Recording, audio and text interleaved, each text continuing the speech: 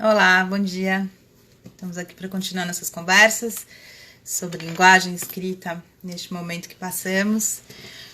Hoje vamos conversar com o Júlio Pimentel Pinto, professor da USP de História, foi meu professor na escola, sobre literatura policial. Vamos lá.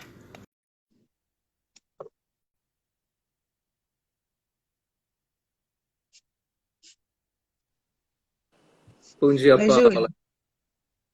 Tudo bom? Tudo e você? Também, bom te ver. Igualmente. Obrigada por você ter vindo Prazer, prazer. e falar desse gênero tão especial de literatura que você tanto conhece, tanto gosta e que eu adoro também.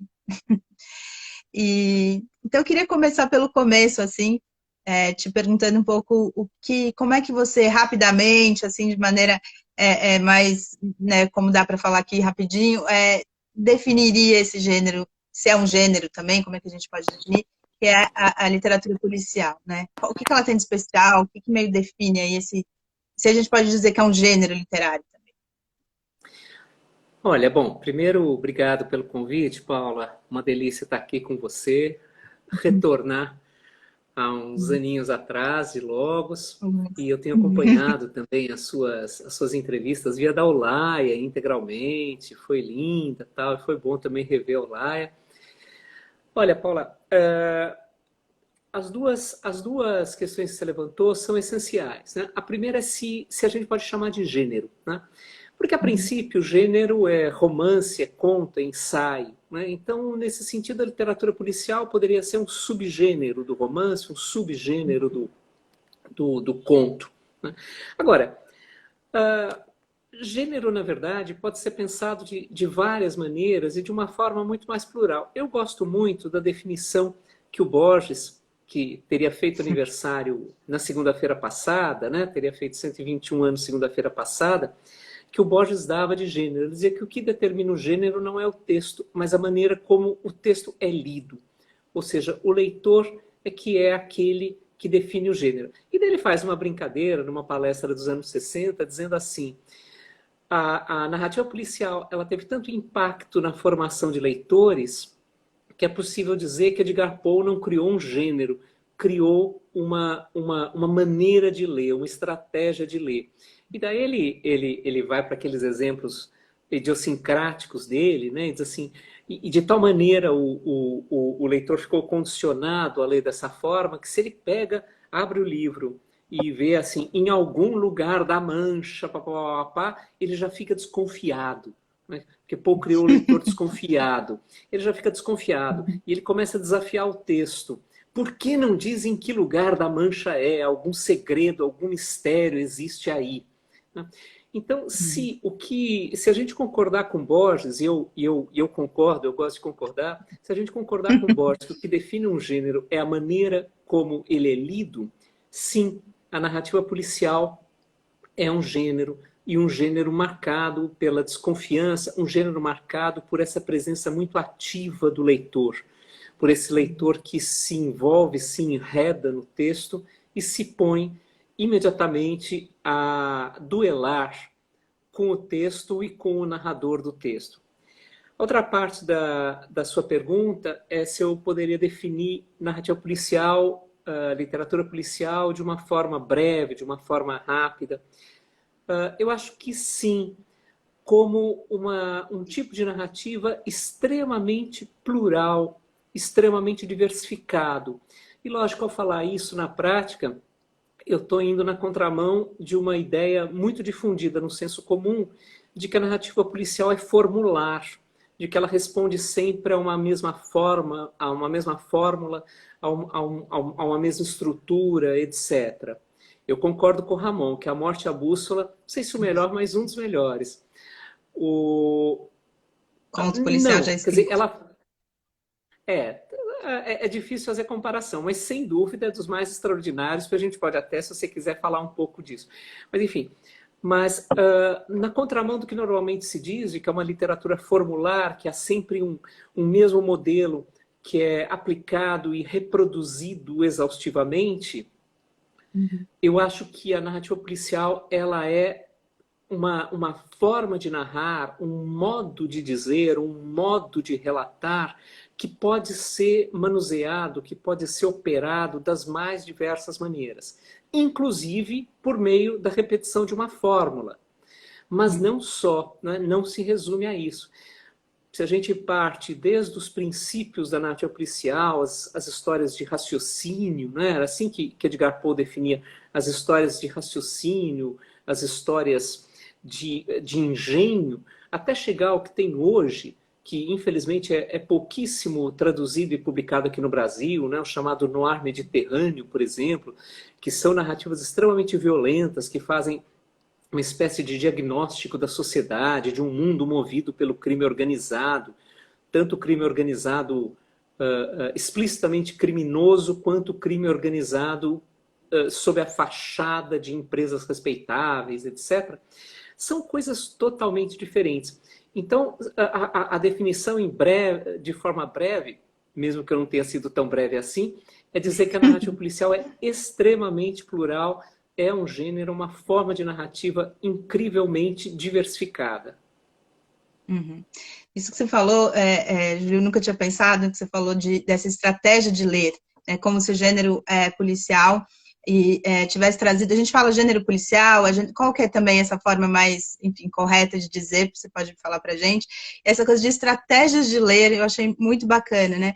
Que foi? Como é que foi esse impacto aí? Você está falando do Poe como esse primeiro grande autor desse tipo de narrativa, né? Qual que é esse impacto e como que isso, o que foi trazido exatamente com essa estratégia, nova estratégia de ler trazida pela narrativa policial, pela literatura policial? Eu acho que não tem uma forma exclusiva de descrever. Eu uso narrativa para ser um pouco mais ampla, né? Mais literatura, e lógico, daí as especificações, o romance, o conto, etc. Bom, eu estou assumindo que nasceu com Edgar Poe porque é o que eu acho, mas essa não é uma visão hegemônica. Há, por exemplo, um estudo muito importante, muito significativo, de um autor francês chamado Jean Bourdieu, Bourdieu que se escreve com R final, diferentemente do Pierre, né, que é com U final e que é, infelizmente, muito lido, com R final.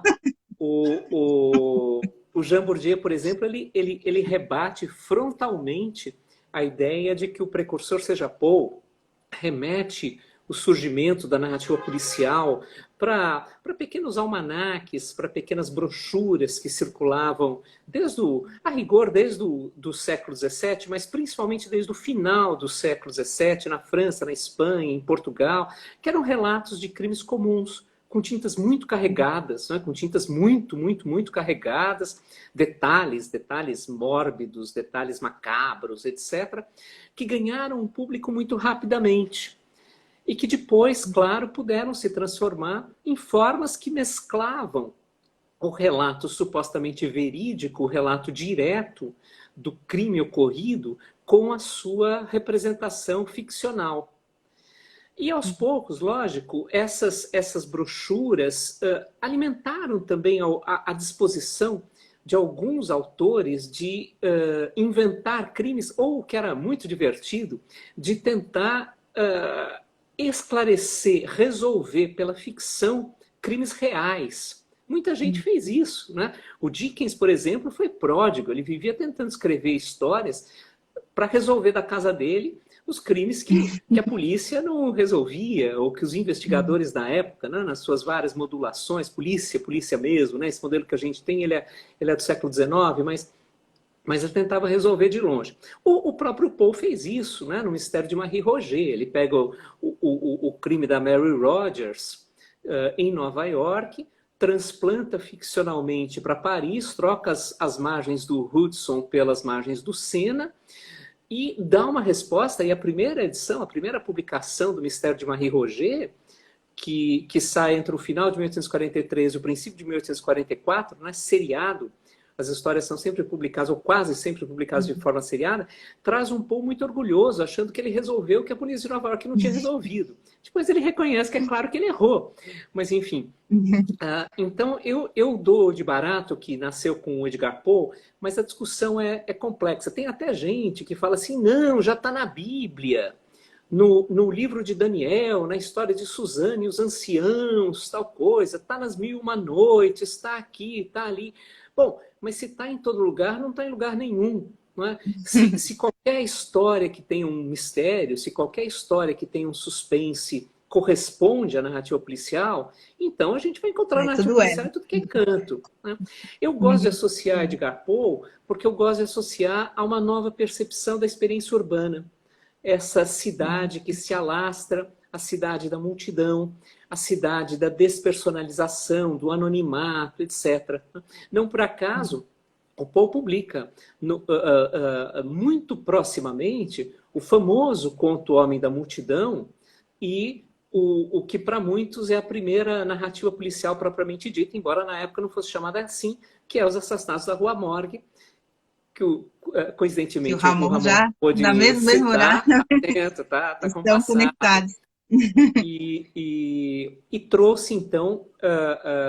então, não é uma coincidência que o Homem da Multidão e Os Assassinatos da Rua Morgue tenham saído em datas tão próximas, em 1841. Quer dizer, eles indicam essa disposição de investigar. Só fazer uma observação que o Rodrigo, eu não sei se é o Rodrigo que também foi da Logs, o Rodrigo Camargo acabou de comentar. Então, Rodrigo, não, viu? Não, já tem detetives antes. Esse trabalho do Jean Bourdieu que eu citei agora há pouco, ele enfatiza Só para colocar, Júlio, é que você vai lendo aqui, mas as pessoas vêm muito depois e não ficam as perguntas, né? Então, só para colocar que o Rodrigo falou que o Poe inventou o detetive, né? A figura do detetive, que de fato se tornou muito importante, né? Um dos elementos matriciais. E, Paulinha, me corta quando você quiser, porque sabe como é professor. Ah, mas eu não quero. Não quero te ouvir, por isso que eu te trouxe. E daí não para. Então, o William Godwin era um filósofo, um filósofo que foi casado com a Mary Wollstonecraft, foi pai da Mary Shelley, né? Então é uma família e tanto, né? É uma das primeiras feministas, o pai de uma romancista extraordinária como a Mary Shelley, né? O William Godwin publicou em 1792, 1793, agora eu não sei exatamente a data, um tratado filosófico, não é? Um tratado filosófico. Esse tratado filosófico foi um fiasco, foi um fracasso. O que ele fez? Em 1794, 2 ou 3 anos depois, portanto, do tratado filosófico, ele publica em 3 volumes o que é, na prática, uma história policial, que se chama As Coisas Como Elas São, ou As Aventuras de Caleb Williams. E o que o William Godwin faz nesses 3 volumes? Ele transforma aquelas ideias do ensaio filosófico que ele havia publicado, eu estou tentando, é de 1793, o ensaio filosófico, chama-se Enquete Relativa à Justiça Política e Sua Influência na Virtude Geral e na Felicidade. Ele publica não é pouca coisa, né? Ele publica em 1793, não tem grande circulação. Em 1794, ele publica As Coisas Como Elas São, As Aventuras de Caleb Williams, que, na verdade, é aquele conjunto de ideias transposto para uma história de ficção em que esse personagem, o Caleb Williams, sai por aí investigando. Então ele vai discutir, na verdade, a virtude geral, a felicidade, etc., no meio de uma investigação. Então, Caleb Williams é um detetive no modelo do Auguste Dupin, que depois o Poe cria e que aparece nos Assassinatos da Rua, em 3 histórias, né? Os Assassinatos da Rua Morgue, O Mistério de Marie Roget, Assassinatos da Rua Morgue, 1841, O Mistério de Marie Roget, publicado entre o final de 1843 e o começo de 44, e A Carta Roubada, publicada em 1845. Essas são as 3 histórias do Dupin, e essa figura do Dupin, esse detetive tão sagaz, não é? capaz de enxergar aquilo que... Um visionário, né, no sentido estrito do termo, ele enxerga aquilo que os outros não veem. Né? Essa figura do detetive tem precursores, né? Tem precursores. A Mari pergunta como se chamava o autor do Sherlock, o criador de Sherlock Holmes, é o Arthur Conan Doyle, que escreveu por 4 décadas uma quantidade imensa de histórias. O Júlio, ele vem, ele fala, ele mesmo lê, já responde, né? Tô aqui só de... Não, perdão. Mas aí, então, isso que o Rodrigo... Muito bom. Isso que o Rodrigo perguntou, então você está dizendo que esse do século XVIII foi o primeiro que escreveu essa figura do detetive, e vieram outros antes do Poe. É Sim, isso? não, tem outros. Eu usei o William Godwin porque eu acho que é o mais expressivo, mas existem alguns personagens detetives. É que não são personagens que tenham continuidade. Né? Eles aparecem numa história e desaparecem. Né? É o caso, por exemplo, de alguns personagens do Dickens que eram inspirados, inclusive, em investigadores reais, né? Pessoas que pertenciam, porque em 1829 foi criada a Polícia Metropolitana de Londres, que é a primeira polícia metropolitana no sentido como a gente compreende hoje, né? Polícia. E alguns anos depois, uma década e pouco depois, um destacamento da Polícia Metropolitana de Londres foi autorizado a se comportar de outra maneira, não usar uniforme, e compôs, era pouca gente, 6, 7 investigadores, compôs uma espécie de núcleo de investigações especiais. Isso é o embrião da famosíssima Scotland Yard, né, que só foi formalmente criado umas décadas depois.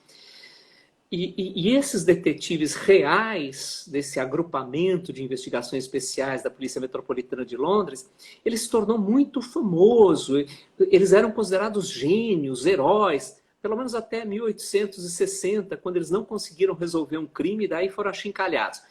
Mas vários escritores se basearam, britânicos, né, principalmente, se basearam nesses personagens para criar detetives, mas não detetives contínuos. Né? Se a gente pensar que o Dupin dura 3 histórias e inspira tantos outros, né? Inspira o Sherlock Holmes, alguém já citou eu perdi porque foi lá atrás, já citou a Agatha Christie, né? Então Poirot, Miss Maple. Ah, tá, desculpa, eu não lembrava. Poirot, Miss Maple. Depois, no século XX, tem um monte, o Padre Brown, sobretudo nessa linha dos detetives analíticos, né? O Padre Brown, o Maigret, do Simenon, né? Então, o primeiro, nesse sentido, sim, foi o Dupin, mas a existência de um detetive, né, ela é anterior. Né? O Poe sistematiza tudo isso, né? Poe sistematiza tudo isso para criar Então, suas histórias de raciocínio. então, o que você falou antes, né? E você falou também da questão da cidade, né? Então, esse detetive, digamos, que a gente costuma associar à literatura policial, esse detetive da cidade, esse detetive também seriado, digamos, que ele aparece mais de uma vez, isso tudo se juntou e sistematizou no Poe. É por isso que ele também, Eu acho que sim. Ele, de alguma maneira, ele construiu. E isso pode ser visto tanto de forma positiva quanto negativa.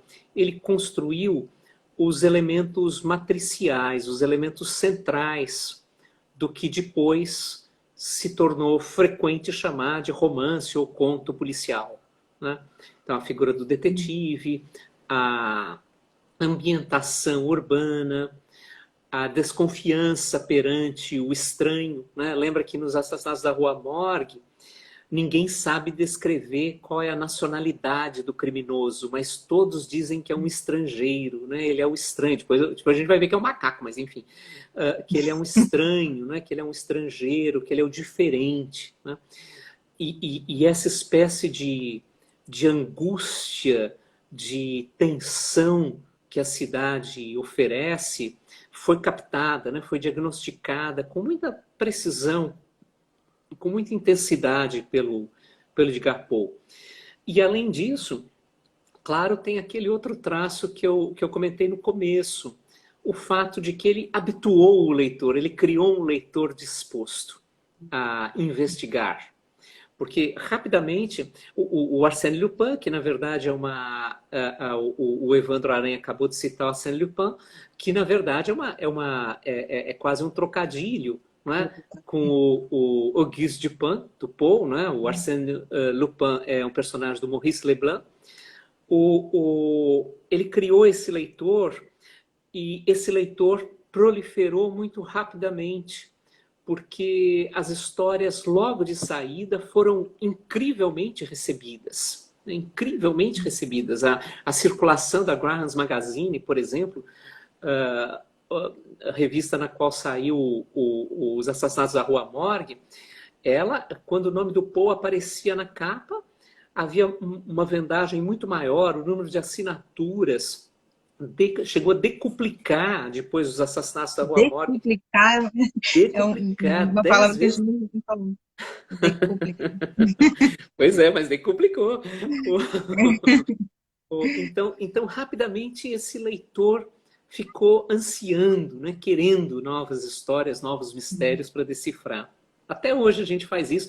É um gênero de recepção muito ampla. Né? Você vê, as editoras não publicam novos autores, bom, porque são medrosas um pouco aqui no Brasil, mas porque elas sabem que você relança Agatha Christie, as pessoas vão lá e compram um monte. Relançam Simenon, relançam Conan Doyle, as pessoas compram um monte, as pessoas leem, né, narrativa policial de monte. Então, essa ideia de criar um leitor, criar um gênero de leitor, eu estou repetindo isso porque eu achei isso muito, muito interessante, e tem também esse fato de que muitas pessoas como eu, para sair da literatura infantil, juvenil, para a literatura adulta, como a literatura policial, ela tem um veio aí, né, também, além de ter criado um novo gênero de leitor, cria muitos leitores nesse meio aí, eu acho, para a literatura adulta, né? Como é que é isso? Claro que tem muitos gêneros, formas também de escrita policial que são super complexas, não dá muito para ser isso, mas como é que você vê essa questão dessa, sei, familiaridade? O que tem aí na literatura policial que é um gênero que você fala, agora eu vou ler um livro policial, vou dar um quentinho no coração, como dizia lá o Sartre, mas enfim, o que tem aí que faz com que a gente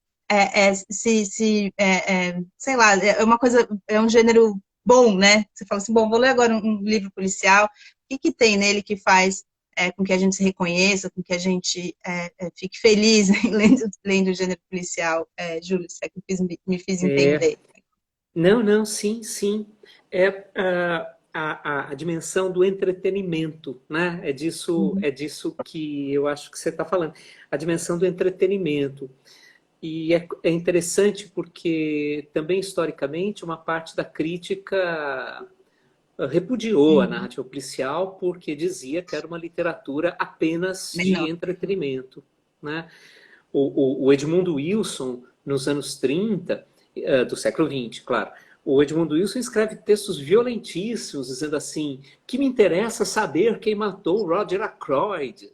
Né? Umas coisas assim, criticando a dimensão do entretenimento e criticando o que na época era uma maneira frequente da crítica via narrativa policial, o que parecia criticando uma espécie de tendência à acomodação que a narrativa policial teria, que nas palavras do Edmund Wilson ela garantia a tranquilidade do mundo burguês. Ou seja, está tudo bonitinho, de repente acontece algum crime, existe alguma ameaça, mas vai lá o detetive, liquida tudo e todo mundo pode voltar à sua vida burguesa ou pequeno burguesa tranquilamente. Então, é uma literatura não só de entretenimento, mas também de acomodação. E ela não deixa de ser isso muitas vezes. A narrativa policial que se faz hoje não é nem um pouco isso, né? Pensando em autores como Máximo Carlotto, Jean-Claude Izzo, que já morreu, mas ainda é muito influente e tal. Não é nem um pouco isso, pelo contrário, é uma literatura Pierre-Louis de Pulixi, né? Yasmina Kedra, enfim, pelo contrário, é muito desconfortável, porque você vê o mundo a partir de uma perspectiva muito dura. Mas muitas vezes é isso. Você tem aquela instabilidade, mas depois tudo volta ao normal. Essa é uma parte importante do entretenimento, né? Você sentir um certo conforto de saber que, afinal de contas, existem ameaças, mas essas ameaças também são superáveis, elas também podem ser ultrapassadas. Além disso, Paulinha, eu acho que a ideia de você reconhecer certos personagens, a intimidade que você vai ganhando com personagens, principalmente quando você lê textos de um mesmo autor, né? A Mari está lembrando aí a Agatha Christie de novo, né? O caso dos Dez Negrinhos, que hoje é editado com outro título e não sobrou nenhum, né? Porque o caso dos Dez Negrinhos é Ai, não considerado sobrou nenhum, é ótimo. é Não sobrou considerado um nenhum. título politicamente incorreto hoje, então eles mudaram, né, a Uhum. tradução do título original. O conforto de um final feliz, como diz a Sueli, o fato de você estar habituado a certos personagens que você passa a reconhecer meio como amigos. Quando você começa a ler uma história da Agatha Christie, que eles estão citando, você já espera, você sabe todas as idiosincrasias do Poirot, você sabe que ele tem o pentinho para o bigode, a sua absoluta, imensa vaidade, né? Uhum. Há um detetive que eu gosto muito, que é o comissário Salvo Montalbano, do siciliano Andrea Camilleri. Você se torna um habitué, você sabe como é a casa do Montalbano, você sabe quais são os hábitos dele, os seus pratos favoritos, etc. Então tem um sentido de familiaridade que atrai bastante. Um outro aspecto do que você falou, e que aqui no Brasil eu acho que é especialmente significativo, é a narrativa policial ser essa transição da literatura Uhum. infantil, Infantil. infanto-juvenil, para uma literatura adulta. Claro que não é sempre que um texto de leitura mais fácil conduz você a textos de leitura mais difícil, né? Eu sempre brinco com os meus alunos que se você fica lendo Paulo Coelho, você está absolutamente qualificado para ler Paulo Coelho, né? Que de resto é um sujeito muito inteligente e acho que tem um papel inclusive na política literária que é representativo. Então não deprecio o Paulo Coelho, não. Apenas não gosto de ler, mas não deprecio. Uhum. Mas a narrativa policial, como ela tem muitos graus, você tem o texto bem banal, aqueles que nem você nem sabe bem quem é o autor, porque são assinados por pseudônimos, aqueles livrinhos que vendem em bancas de jornal, etc. Né?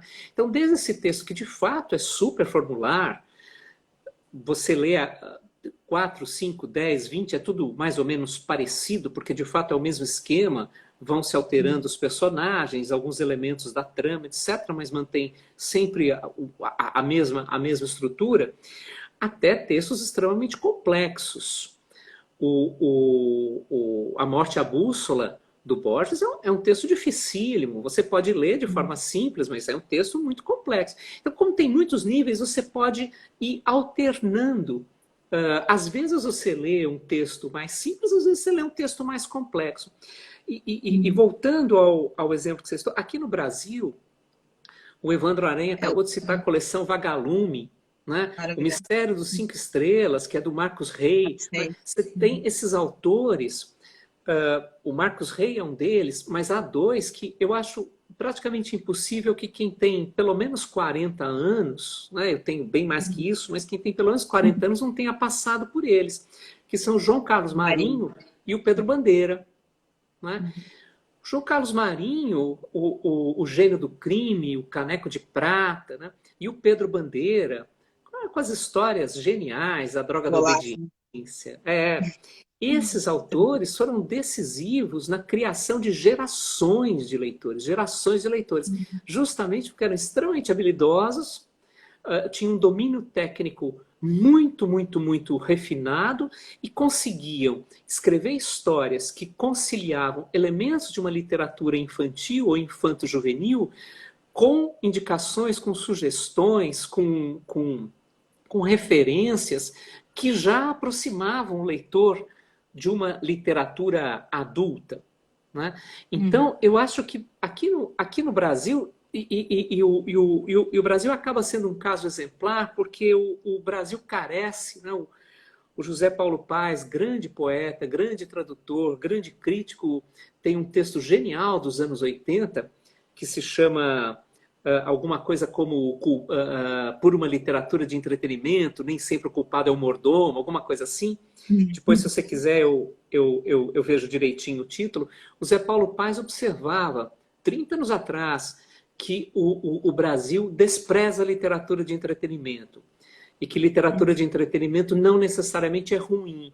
E que por nos faltar uma literatura de entretenimento de bom nível, ou de circulação mais ampla e respeitada pela crítica, né? Porque você tem uma literatura de entretenimento que tem grande público, né? mas que a crítica despreza, a academia, sobretudo, despreza. Né? O Zé Paulo Paes dizia assim, pois bem, por não ter uma literatura de entretenimento, embora estejamos cercados de literatura de proposta, literatura que aponta para caminhos sofisticados, complexos, etc., nós temos dificuldade de formar leitores. O que João Carlos Marinho, o que Pedro Bandeira, o que Marcos Rey fizeram foi justamente tentar diminuir esse intervalo do leitor de textos infantis ou infanto-juvenis para o leitor que uma hora vai chegar, sim. Pode demorar um pouquinho mais para chegar a Joyce, porque é um tiquinho mais complicado, mas que vai chegar a autores que permitem, né? Tiquinho, que permitem uma visão mais complexa, uma visão mais ampla das possibilidades narrativas que a literatura oferece. Muito bacana. E a gente tem bons autores policiais também, né, Júlio? Lá a gente tem, sei lá, o Tony Bellotto, não sei o que você acha desses contemporâneos aí. A gente tem alguns, que você está falando também da questão de entretenimento, tem o Tony Bellotto, tem aquele que morreu há pouco tempo, que eu adoro, esqueci o nome agora, que é do Spinoza, o Garcia Rosa e outros tantos, né? Queria que você falasse um pouquinho da nossa, você citou vários que nem são traduzidos no Brasil, né?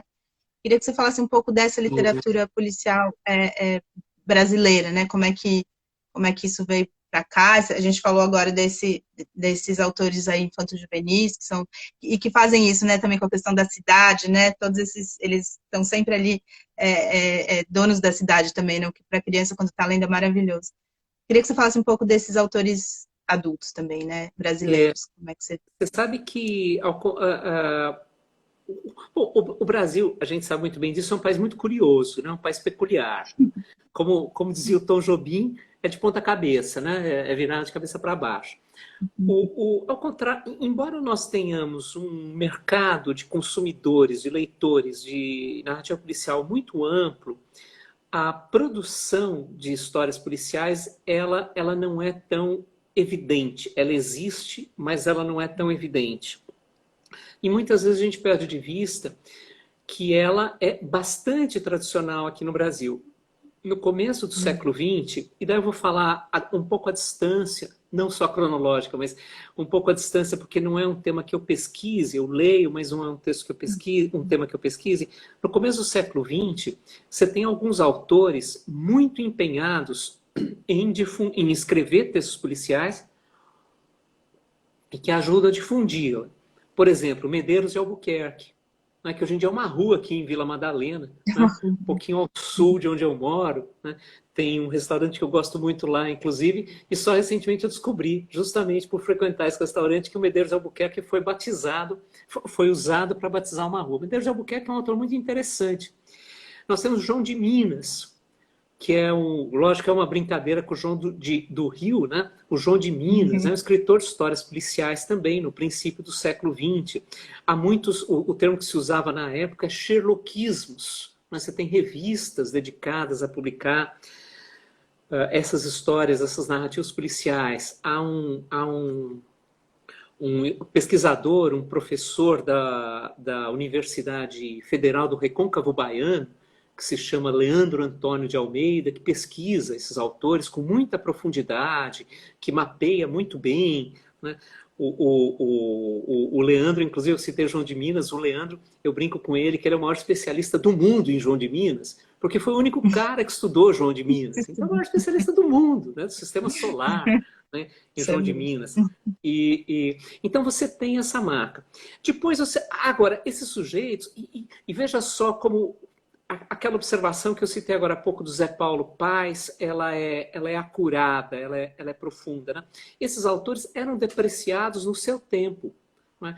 O Oswald de Andrade, por exemplo, ele dizia assim, eles são os fracassados, são os perdedores do modernismo, são os ratés do modernismo. Né? Ou seja, a literatura de proposta, que depois vai sustentar também a construção de uma crítica literária brasileira que cada vez mais se torna acadêmica, né? Cada vez mais vai se alojando na academia, ela já olha com olhos depreciativos esses autores, que, no entanto, eram sucesso de circulação. Né?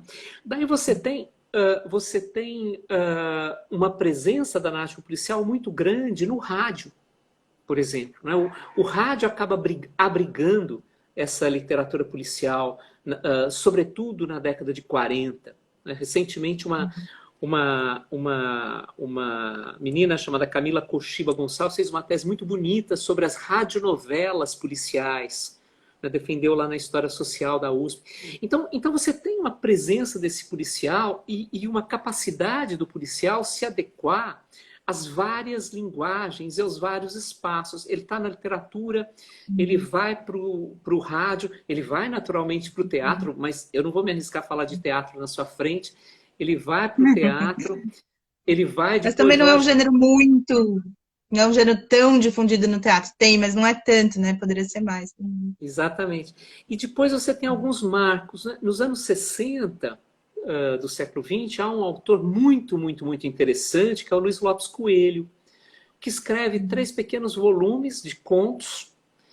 E o Luiz Lopes Coelho era um sujeito, inclusive, sensacional. Ele era um advogado famosíssimo, foi o cara que escreveu a lei de falência e concordata do Brasil, que teve vigência até pouco tempo. Era muito amigo do Milor Fernandes, do pessoal do Pasquim e tal, e escrevia histórias policiais. São histórias muito sofisticadas, são histórias muito refinadas. A Cida colocou aqui o Gil Gomes. Quando você falou de rádio, eu lembrei dele, mas eu nem me atrevi a falar. Eu chego nele daqui a pouco, ao Gil Gomes e ao Afanásio Jazade, né? Que foram precursores de muitos. O Gil Gomes mais sofisticado que o Afanásio. Né? O Afanásio depois fez carreira política, né? Que foram precursores também de uma linguagem, em parte radiofônica, que foi adotada pela televisão. Tanto que o Gil Gomes migrou para a televisão depois. Teve aquele programa sanguinolento do SBT, O Povo na TV, né? Que era um programa que explorava justamente essa experiência do rádio, de trabalhar na arte policial, mas a gente já chega lá. Eu estava no Luiz Lopes Coelho. O Luiz Lopes Coelho era um estilista da arte policial, tanto que algumas pessoas brincavam que o mistério era o menos importante, o que importava mesmo para ele era o texto. Né? Infelizmente morreu com alguma... Não foi tão jovem assim, mas morreu cedo e deixou incompleto o seu terceiro volume, que foi recentemente reeditado. Né? Os 3 livrinhos do Luiz Lopes Coelho foram recentemente reeditados. E mais recentemente daí... Peraí, eu só vou te perguntar qual editora? Eu não conheço esse. Qual editora? Recentemente é uma boa pergunta, eu não vou saber... Só pôr no Google que a gente acha.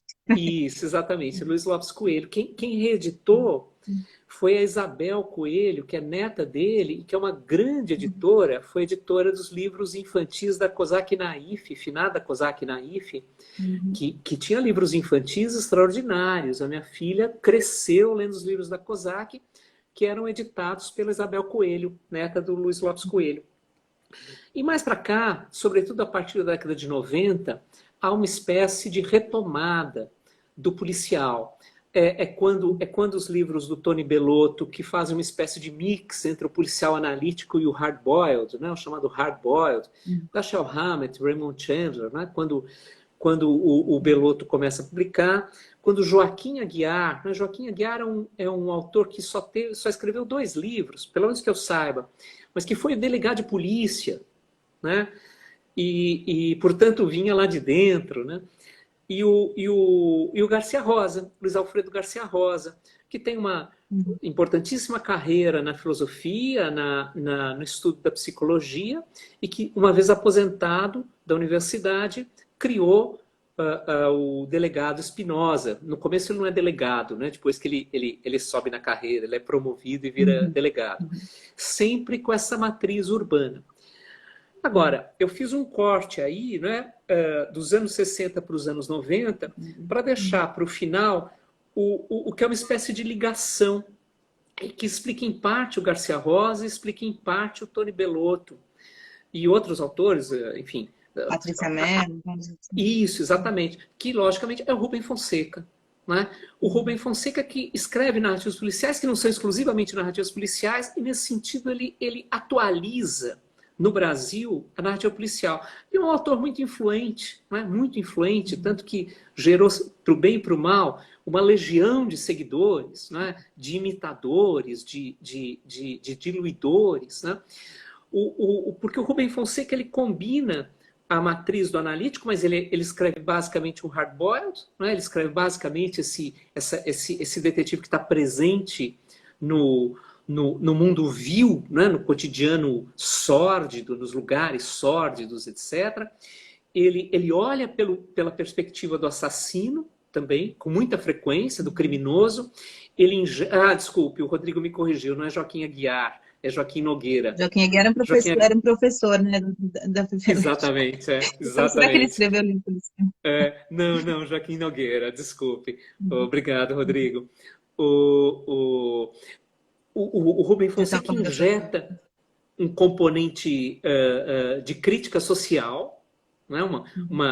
Um diagnóstico da sociedade brasileira corrompida, uma crítica à corrupção dentro da polícia, injeta a dimensão da paródia na narrativa policial brasileira, injeta o riso, né? Um riso que muitas vezes é um riso amargo, né? Que a gente dá lendo algumas histórias dele.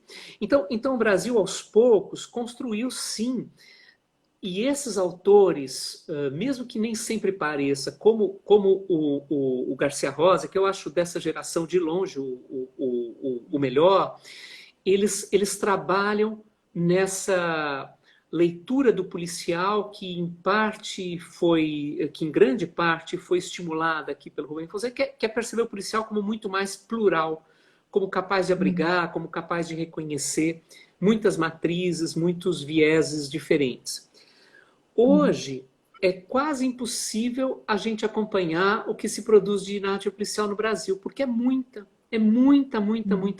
Tem várias coleções dedicadas a isso, muitos autores que surgem. Aquele rapaz, Rafael Montes, né, que também circulou. É meio de terror, né? Meio fantástico terror, né? De mistura. Isso, exatamente. O que, no fundo, é voltar um pouco a uma mistura que estava no Edgar Poe, né? Em que o absurdo, o inverossímil, a extrema violência, né? O horror se conjugam com a narrativa de mistério. Né? Então, hoje tem muita gente que produz coisas boas, coisas médias, coisas ruins. Isso é normal. O Ricardo Piglia dizia que para você tirar 5 bons livros policiais, você tem que ler 100. E isso continua valendo. Né? Aqui alguém falou, influenciado por Isaac Babel e seus contos impactantes. Glene Roche. Foi o Glenner, né? O Glenner é meu orientando. Foi o Glenner que fez essa observação. Sim. Você tem uma presença do Babel, né? Das leituras de literatura russa como um todo, né?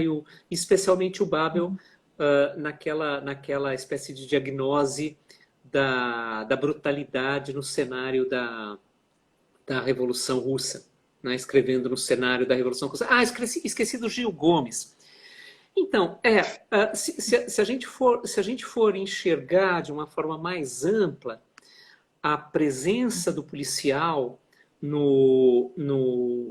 aqui no Brasil, eu acho que não dá para a gente ignorar. Lógico que não é a minha área, eu estou falando de fora, eu trabalho com literatura escrita, mas não dá para ignorar a força que os meios audiovisuais tiveram na difusão dessas narrativas de mistério, dessas narrativas de enigma, né? O Gil Gomes, para quem ouvia as locuções dele no rádio, essas coisas hoje Eu estão no vou YouTube. ouvir, eu ouvia também. Era Eu vou ouvir assustador, direto. né? Ele criou uma forma de narrar muito, muito, muito impressionante, né? Ah, talvez seja datada, tendo a achar que seja datada, a ênfase em certas palavras, a exaustiva repetição, né? Havia frases que ele repetia 15, 20 vezes, né? A narração em círculo, né? Então ele falava de uma coisa, ia desenvolvendo, desenvolvendo, daí começava de novo, ele fazia 3, 4 vezes, né? Para confirmar, para... claro, com uma carga de macabra muito grande, com uma exploração sensacionalista, que em parte a imprensa escrita também fazia, né? Sobretudo na época aqui para São Paulo, notícias populares, né? E que depois se transferiu para a TV, até chegar a esses programas medonhos que a gente tem hoje, que ficam explorando, etc. Mas acho que ali você tem uma matriz muito importante de divulgação. Fazendo uma comparação mal feita, o pessoal está comentando o Gil Gomes, né? E o Aqui Falou Agora. dele, vem toda uma lembrança, né? E o Aqui Agora era medonho, era uma coisa horrorosa, mas eles tinham uma renovação da linguagem, o cara com a câmera na mão, que vai seguindo, tal, uma agilidade narrativa que era novidade na TV brasileira naquele momento, numa uma época da TV de câmeras mais fixas, né? E eles fazem aquele programa maluco, muitas vezes sai de foco, a câmera vai para o chão, parece um pouco imagens de um cinegrafista amador, né? Vai para o teto, vai para o chão, vai para o lado e desfoca o objeto principal. Mas era muito impressionante, porque colocava o espectador na cena, né? Então, mas fazendo uma comparação mal feita e muito vaga, talvez esses homens do rádio dos anos 70, Gil Gomes, Afanásio Jazade, etc., funcionem um pouco como aquelas brochuras, aqueles almanacs que eu citava no começo da conversa, que difundem os crimes verdadeiros com tintas corrosivas, né? E carregadas, né? Bom, só uma observação. Pena que Não, o pode Rodrigo falar, pode falou do falar. pilha. Pena que, Então, na verdade, aqui eles não diziam que era uma invenção, né? Eles meio decidiam e julgavam e tal, como se fosse algo real, né? Na contracapa está dizendo você decide dos anos 90, enfim, essa linguagem isso, realmente pegou a TV. O é, Rodrigo na falou contra... para você falar um pouco do pilha, um pouco Olha, mais. isso dá mais 2 horas, dá umas 5 lives se eu for falar do Piglia. Mas só uma observação, a Tatiana é na contracapa. A Tatiana é minha orientanda também. Sim, você decide, ele trazia inclusive essa presença do espectador, né? Presença do espectador. O Linha Direta que o Lucas cita, eu não conheço, eu ouvi falar, mas eu nunca vi. Olha, o Piglia é, para quem não conhece, o Piglia é um escritor argentino, né? Falecido 3 anos atrás. O Piglia ele tem múltiplos vínculos com a narrativa policial. Ele foi um leitor, claro, né? Sempre o leitor é fundamental. O papel de leitor é fundamental para você ter a dimensão, para ter um conhecimento mais amplo do que se faz e de como se narra. Ele foi um editor de coleções de livros policiais na Argentina. É muito interessante porque alguns dos grandes escritores argentinos do século XIX, eles tiveram esse papel. Borges e Bioy Casares também editaram coleções de livros policiais e tiveram uma importância danada na difusão do policial na Argentina. E Piglia, daí nos anos 60 para 70, 70, acho que principalmente. A Letícia está aí, que é uma pesquisadora de Piglia, está nos assistindo. Se eu errei, por favor, me corrija. Letícia, se já nos anos 60 o Piglia fazia editoria de coleção, nos anos 70, sem dúvida. E ele escreveu narrativas policiais de vários tipos, né? Desde um conto muito incrível, que está no Prisão Perpétua, que se chama A Louca e o Relato do Crime, que é um conto muito, muito, muito inspirado do ponto de vista da vontade de subverter o gênero, muito inspirado na Morte à Bússola, nesse sentido, que é a história de um crime sórdido, não é? Um sujeito rico mata uma prostituta e o cafetão é acusado do crime, e um jovem repórter, que é Emílio Renzi, que é um personagem frequente de Piglia, para alguns críticos é uma espécie de alter ego dele. O Emílio Renzi vai investigar, vai acompanhar esse crime e acaba resolvendo a partir do que ele mesmo chama de uma solução linguística, porque a única testemunha do crime é uma louca, que repete certas fórmulas e no meio vai contando o que ela viu, né? A Letícia corrigiu dizendo que em 67 ele já flertava com o tema. Ela esclareceu. Então, há esse conto, A Louca e o Relato do Crime, que é explicitamente policial, mas é um policial muito singular, é um conto breve, recomendo a leitura para todo mundo. Depois ele recorre no que talvez seja o seu romance mais conhecido, para mim o seu melhor romance, que é Respiração Artificial, que é um romance publicado durante a ditadura militar argentina, de 76 a 83, no começo dos anos 80, ele publica Respiração, 79 a 80. No Respiração Artificial, que não é um livro policial propriamente, há uma investigação sobre o passado histórico e literário da Argentina, e as matrizes da narrativa policial estão ali. E depois Piglia volta várias vezes à narrativa policial, em outros livros. Ele volta no Alvo Noturno, ele volta em Dinheiro Queimado, que gerou um filme, inclusive. Dinheiro Queimado é anterior a Alvo Noturno, e ele volta no último romance que ele publicou, que é O Caminho de Ida. Esse Ida é com I maiúsculo, porque é o nome de uma personagem. E, póstumamente, se publicaram os casos do comissário Croce, né? Porque é inspirado no Benedetto Croce, mas os argentinos vão pronunciar Croce, que é um personagem que já estava em romances anteriores. E o Piglia pensa, reflete sobre a narrativa policial, especialmente sobre o hard-boiled. Ele busca uma origem hemingwayana para a narrativa policial, para a parte da narrativa policial. Então, os vínculos de Piglia são múltiplos com a narrativa policial. É um autor que acho central hoje. Se você quer pensar na narrativa policial, ver como Piglia a leu, a analisou, a interpretou e escreveu textos sobre ela e textos de narrativa policial propriamente. Bacana. O Ramon perguntou se Os Crimes de Oxford é de um autor argentino. Eu não conheço o livro, eu vi, eu não comentei por vergonha. Imagina. De Oxford. Eu fiquei até hoje nervosa aqui falando com você. Mas, Júlio, tão bom te ouvir. Falta 5 minutos para terminar, é muito rápido aqui. Tem dia que. Eu falo isso quase todo mundo, tem dia que é mais rápido. Hoje foi mais rápido. Eu queria que você, nesses 5 minutinhos, falasse se alguém quer entrar assim, nesse universo da literatura policial, o que você, dentro desse universo tão grande que você comentou, o que você deixa como dica aí para as pessoas, o que você indicaria para adentrar nesse universo aí da literatura policial? Olha, para quem nunca leu, eu acho que tem que ler Poe em primeiro lugar. Não é? As 3 histórias do Dupin, pelo menos, né, que são as suas 3 histórias de detetive propriamente ditas, Os Assassinatos da Rua Morgue, O Mistério de Marie Roget e A Carta Roubada.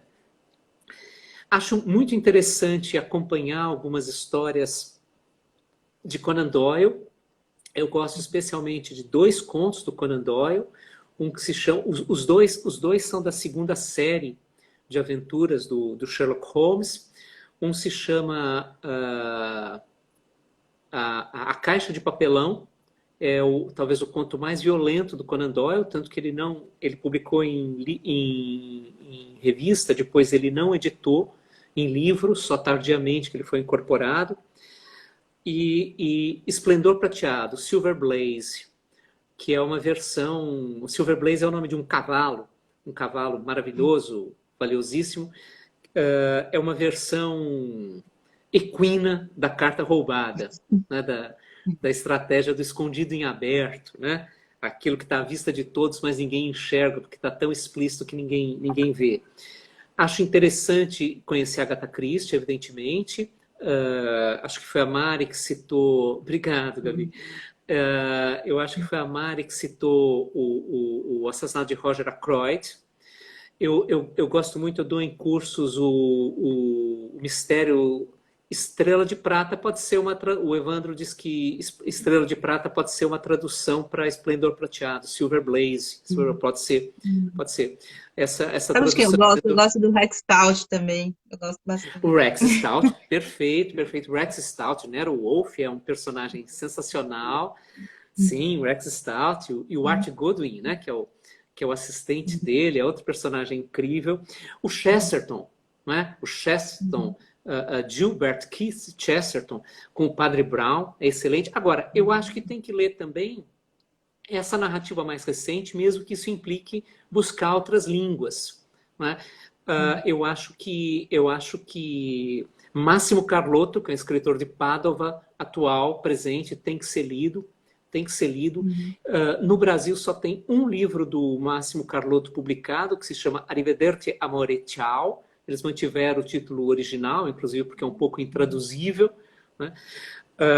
Eu acho importante ler Jean-Claude Izzo, I-Z-Z-O, que foi um inovador da narrativa policial nos anos 90. Eu acho importante ler Andrea Camilleri, talvez o meu escritor preferido, e antes do Andrea Camilleri, um outro italiano, que é Leonardo Sciascia, que usa a narrativa policial para falar da máfia, numa época em que a máfia não era mencionada publicamente. Então tem tanta coisa. E aqui no Brasil, Luiz Alfredo Garcia Rosa, né? Então a lista de leitura é imensas. E é importante ler muito policial, para você ir vendo justamente essa variação. E claro, o Raymond Chandler, né? No Hardboiled, o Raymond Chandler. O Longo Adeus, o Piglia dizia que era o melhor livro policial já escrito, talvez seja um exagero, mas é um livro absolutamente extraordinário, do Raymond Chandler. Bacana. Ó, todo mundo falando aqui, Gabriela falando que você foi o melhor professor dela, o Rodrigo falando que é sempre bom te ouvir, o Glenn falando que obrigado, professor, o Ramon dizendo que queria muito ser seu aluno. É só entrar na história da USP. É fácil, só fazer o vestibular. E aí eu queria te agradecer muito, falar que foi muito bacana te ter aqui, poder te ouvir um pouquinho. Edgar Wallace, enfim, tem muita gente falando aqui. Mas eu acho que o policial é um bom jeito, né, de adentrar na literatura e de ficar nela, né, Júlia? Sim, acho que sim. Muito importante. Paulinha, super obrigado, super bom te ver, super bom conversar. As ordens, se você quiser, sempre. Imagina. Obrigadão, viu? Obrigada a todo mundo que veio. E estamos terminando aqui, infelizmente, está acabando. E amanhã eu continuo aqui às 11 da manhã conversando nesse momento aí, que é o que dá para a gente fazer por aqui. Obrigada. Tchau. A Tati falou que foi ótimo, o Mari também gostou. Obrigada a todo mundo. Até mais. Tchau, Júlia. Tchau, obrigado.